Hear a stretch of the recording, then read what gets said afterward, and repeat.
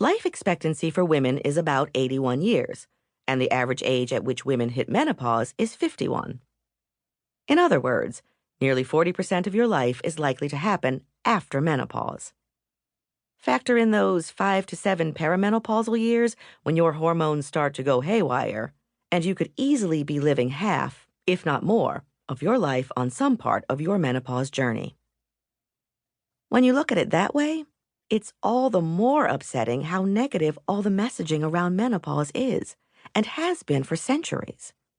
In the time of Hippocrates, menopause was described as climacteric syndrome, which was understood to be the stage of a woman's life when she had a weakened uterus, was losing power, and was no longer of much use to society.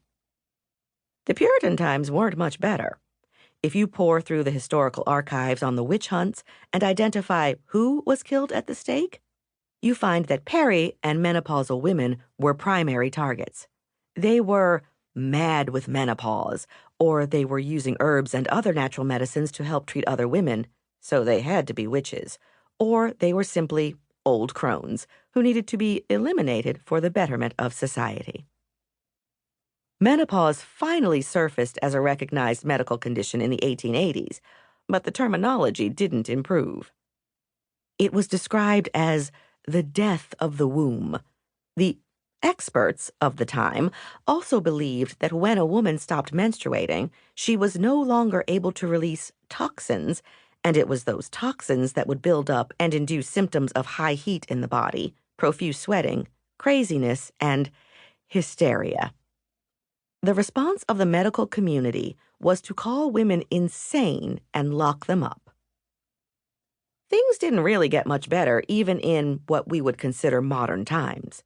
In the early 20th century, Sigmund Freud and his followers argued that menopause was a neurosis, again implicating menopausal women as insane. The lack of hormones and the aging process were causing women to go crazy. Even into the latter half of the 20th century, physicians argued that at ages 45 to 50, women were prone to developing hysterical fits.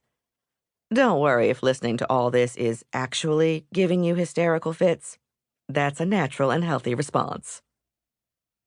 Moving into the 1960s, physician Robert Wilson wrote a bestseller called Feminine Forever, which described menopause as a disease and living decay that should be treated so that women could maintain their youth and sex appeal. That's pretty much what you would expect from a male-centric culture. It was never about us. It was about them. Fast forward to today, though there have been vast improvements in the medical understanding of what menopause is, the messaging in the United States and other Western societies, sadly, has not improved. Menopause today is still viewed as our society's arbitrarily established dividing line between sexual, attractive, and even powerful young women and suddenly old, weak women who can no longer contribute to society. In fact, even now, women of a certain age, a phrase I detest, simply disappear. We basically stop seeing them represented in popular entertainment. Media outlets like Vulture have even made charts showing that as actors like Harrison Ford, Denzel Washington, Johnny Depp, and Tom Cruise get older, the actresses who play opposite them do not. And in fact, they are often cast opposite much younger women. It's no wonder women feel like their lives are over as they age.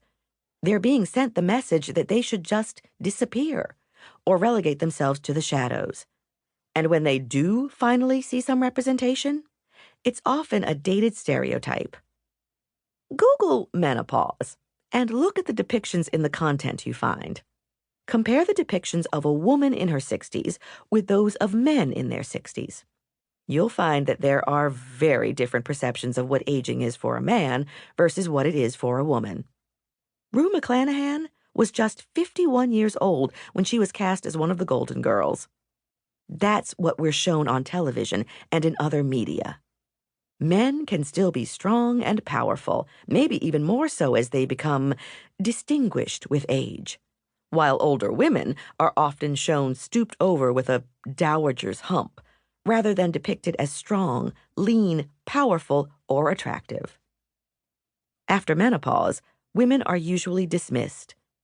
Is it any wonder that women, especially active women who want to be strong and powerful, are so reluctant to talk about menopause?